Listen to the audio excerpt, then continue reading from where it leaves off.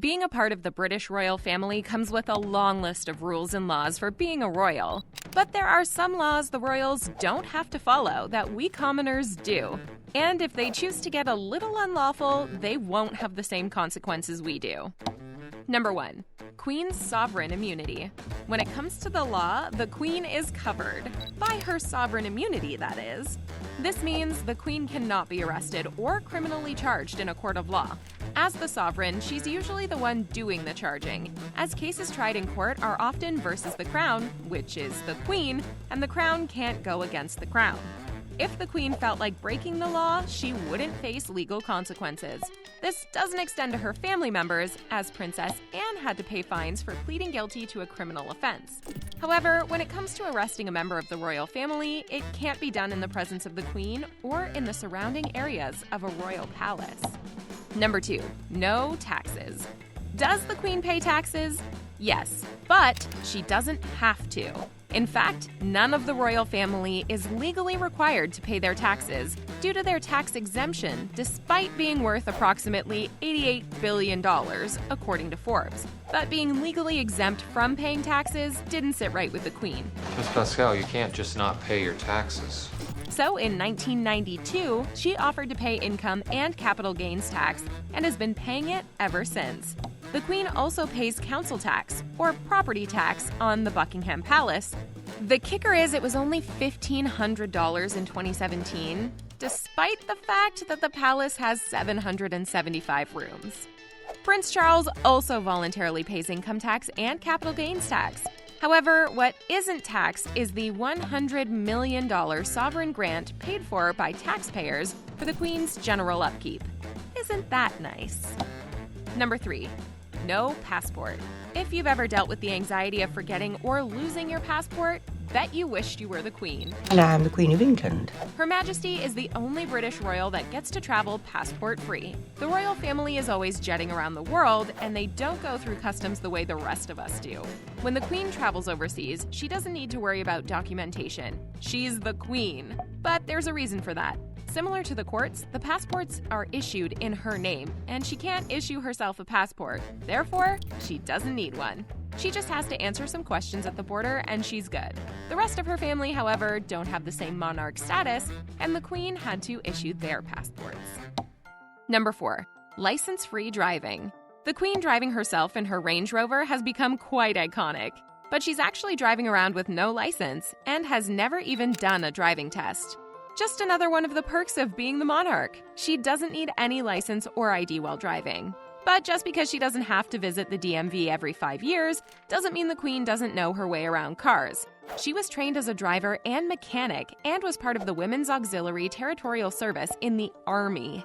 So if the Queen ever got a flat tire during her license-free drives, she'd know what to do. Number 5. No jury duty.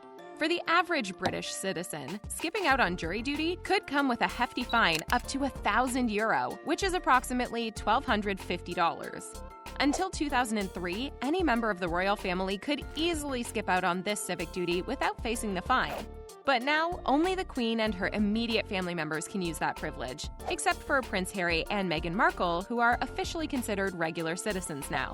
Not following this law makes sense, the same way the Queen being free of criminal charges makes sense. Her name and the title are everywhere in the courts. Now imagine the Queen or her family sitting among a jury of your peers. It wouldn't seem like a fair trial. Number 6. No speeding tickets. You'll never catch the royal family getting a speeding ticket. Well, only if they're driven by police officers and on official royal duties. Princess Anne was fined for speeding in 2001 because she wasn't accompanied by an officer in her personal car and wasn't on royal duty. When the royals are at work, they receive the same speed privileges as emergency vehicles on duty. The same privilege actually extends to the Prime Minister, so the royal family isn't the only one with the speed exemption. Another traffic rule royals don't have to follow is driving with a registered license plate. But this also only extends to the state cars used for their official duties. Number 7. It's confidential. There's so much we don't know about the royal family and the goings-on of their households, and so much we'll never know. Even if we tried to get records, like how much they really earn, you can't. The The Queen and her family, including Prince William and Kate, are exempt from the Freedom of Information Act. Since the Queen isn't considered a public authority or government, she isn't required to share anything. Whatever we do know about the palace and the royals is out of the goodness of their hearts, because they're not obligated to share. But times are changing, and so are the royals, like Will and Kate becoming YouTubers now. Number 8. No need for last names. When your last name is prefixed by Royal Highness, a last name doesn't feel necessary. In fact, Prince William's birth certificate doesn't have a last name, and neither does his father, Prince Charles. The only last name on it is Princess Diana, who was Diana Spencer before marriage. The reason for no official last names is because, until 1917, royals only carried the name of the house they were from. So, the Queen's last name, Windsor, is the same name as her castle or house. Prince Philip's last name was Mountbatten, which he made up while in the Navy, so they created the Mountbatten-Windsor name. While in school, Prince William and Harry used Wales as their surname because their parents were the Prince and Princess of Wales. Number 9. Automatic legal custody. Much like the other things, the Queen can bypass the courts for getting custody of her descendants. Of course, the Queen isn't just going to decide she wants to take custody of her great-grandchildren, or even her grandchildren when they were minors. But if she did decide to, she could. If anything were to happen, she would automatically become their guardian and wouldn't need to file that with the courts. She doesn't exercise her guardianship rights now, though, except for permission to travel by plane. But everyone needs her permission anyway. Number 10. 2 birthdays. If you wanted to celebrate your birthday more than once, most people probably wouldn't entertain you. But for the Queen, it's a matter of good weather to properly celebrate her journey around the sun. This tradition began in 1748 when King George II wanted to celebrate his birthday outdoors with a military parade. But with his birthday being in November, he celebrated in the summer, and then privately in November. The Queen also celebrates her April birthday privately and has a big parade in June. Though the Queen is the only royal to celebrate twice every year, Prince Charles celebrated monarch style for his 60th and 70th birthdays. Number 11. No voting. It's every citizen's right to vote, and though not all citizens exercise that right, this is not one right that is extended to members of the royal family. In fact, they're expected to remain neutral when it comes to politics, which means no voting in any election. It also means they can't publicly share their views on any political matter concerning Britain. So you'll never catch the royals sharing their personal opinions on government lockdown parties or government parties in general.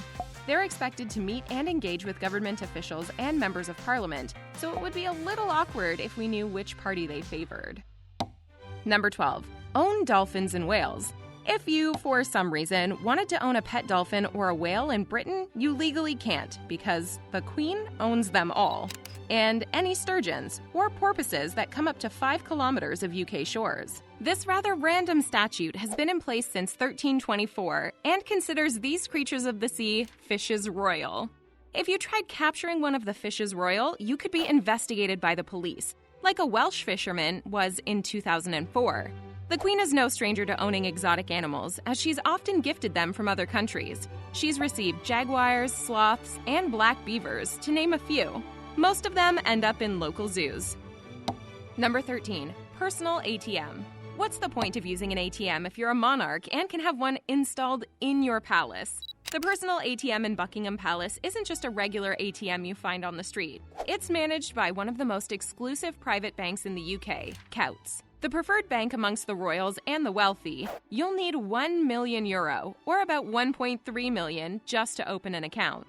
The Queen doesn't carry cash. She doesn't need to. But the ATM serves as a convenience for the almost 200 staff members at the palace. Number 14. The Swan Law. Of all the laws, this just might be the strangest to come into existence, but it's very much a law. Much like the dolphins and the whales, all the unmarked mute swans also belong to the Queen. Why? Well, because there was a time when swans were a prized delicacy at medieval feasts and banquets, and so the rights to own all the swans were given to the monarchs or a select few selected by the monarchs. Swans are now a protected species, and it's illegal to keep them or harm them. But since nothing is really illegal for the Queen, she can do whatever she wants with her swans. Number 15. To sue, but not be sued. Since the Queen can't be charged with any criminal offense, you can't take Her Majesty to court either. Her sovereign immunity means she doesn't have to face any civil and criminal cases. which means you can't sue her. So for anybody thinking of suing her for billions, sorry, no lawyer is going to take it up, because it won't go very far. Just because you can't sue her doesn't mean she can't sue you, though. She sued a tabloid in 2003 for taking and publishing pictures of the inside of the palace after an undercover journalist got a job in the palace. The case didn't go to court and reached a settlement to stop the publication from posting more pictures. The royals, but especially Her Majesty, could get away with quite a lot if she really wanted to.